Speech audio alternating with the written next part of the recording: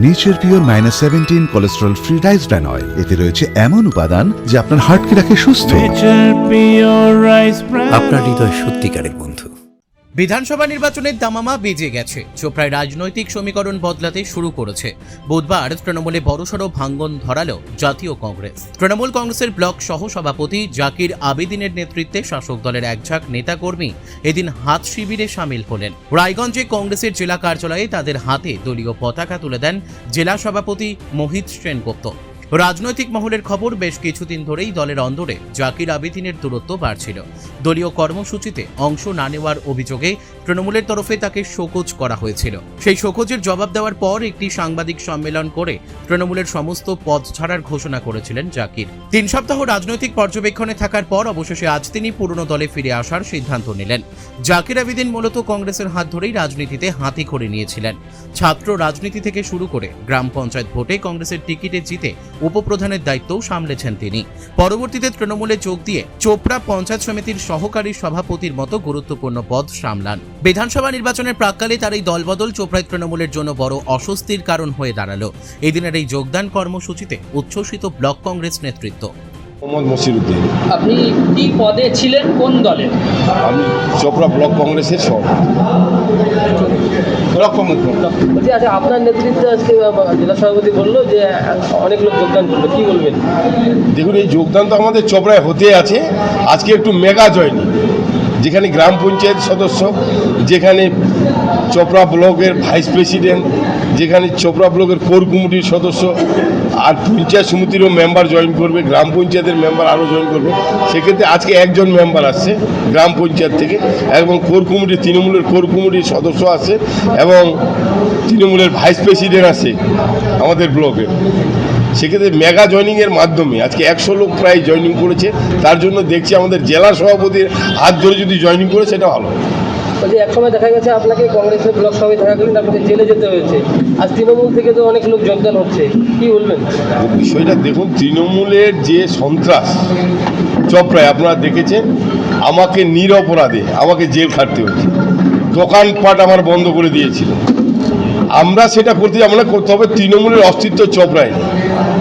যে যাই বলুক না কেন, ওখানে শুধু সন্ত্রাসটা আছে, মানুষ তাদের পিছনে নেই। আপনার প্র্যাকটিক্যাল ভিতরে গিয়ে দেখবেন, মানুষ তাদের পিছনে নেই। সন্ত্রাস বাহিনী, কিছু মস্তান বাহিনী তাদের পিছনে ঘুরে বেড়াচ্ছে। দেখবেন একটা পঞ্চায়েতের মেম্বার নিজের ভোটটা নিজে দেয়নি, ওখানে পঞ্চায়েত সমিতির মেম্বার একটা নিজের ভোটটা নিজে দেয়, তারা আবার সব কিছু করছে। তো আমরা সেটার পরিবর্তন চাইছি। তার জন্য চোপড়ার মানুষ শয়ে শয়ে, কিছুক্ষণ আগে আপনার একটা প্রশ্ন করলেন, আমি শুনলাম যে সূর্যালী অঞ্চলে সাপ্তার বর্তমান সেখানে অঞ্চল সভাপতি আছে, তিনি বলছেন আমরা বিধায়ককে মানি না, দিদিকে মানি। সেখানে কি অবস্থা হতে পারে? সেখানে তৃণমূলের কি অবস্থা আছে? শুধু ওই জায়গাটা নয়, চোপড়া ব্লকের প্রত্যেকটা অঞ্চলে তৃণমূলের অস্তিত্ব বিলীন হয়ে যাচ্ছে। প্রত্যেক দিন মাটি ক্ষয় হয়ে যাচ্ছে। আজকে চোপড়ার মানুষ হতাশাগ্রস্ত হয়ে গেছে। চোপড়ার মানুষ বিকল্প খুঁজতেছে, তার জন্য বিকল্প হিসাবে জাতীয় কংগ্রেস ওখানে দাঁড়িয়ে আছে। আমরা চেষ্টা করবো এবার চোপড়াকে ঢাকি সহ বিসর্জন দেওয়ার জন্য। চোপড়া থেকে প্রার্থী তো আমরা 3-4 জনের নাম পাঠাইছি। আমার নাম আছে, অশোক রায়ের নাম আছে, জাকির হোসেনের নাম আছে, জাকির আবেদন।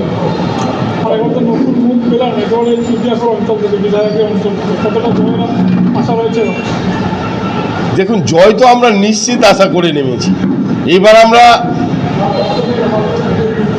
এবার আমরা লড়াই করব, লড়াইয়ের মাঠে আমরা দেখব। এবার ছাপ্পা হবে না, ছাপ্পায় ভোটে জিতত, তো এবার ছাপ্পা হবে না। এবার দেখবেন মানুষ মানে শির দ্বারা উঁচু করে ভোট দিবে।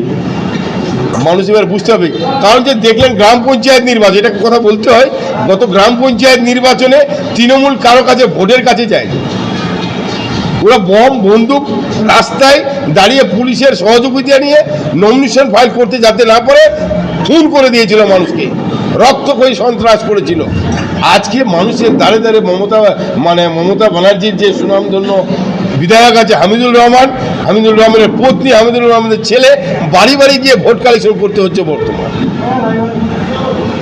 বর্তমান বাড়ি বাড়ি গিয়ে ভোট কালেকশন করতে হচ্ছে। তাহলে গ্রাম পঞ্চায়েত নির্বাচনে একটা দিন কারো ভোটের কথা বললো না কেন? দেখুন সন্ত্রাসটা কত পর্যায়ে ছিল, এবার মানুষের কাজে দিতে হচ্ছে, এইটাই পরিবর্তন।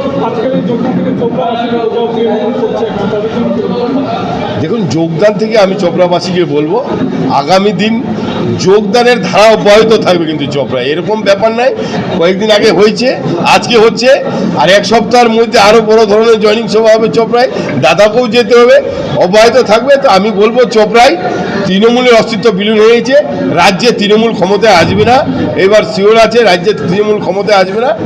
আপনারা শান্তিপূর্ণ মানুষ যারা আছে। চোপড়া থেকে দেবব্রত চক্রবর্তীর রিপোর্ট, কুলিক নিউজ।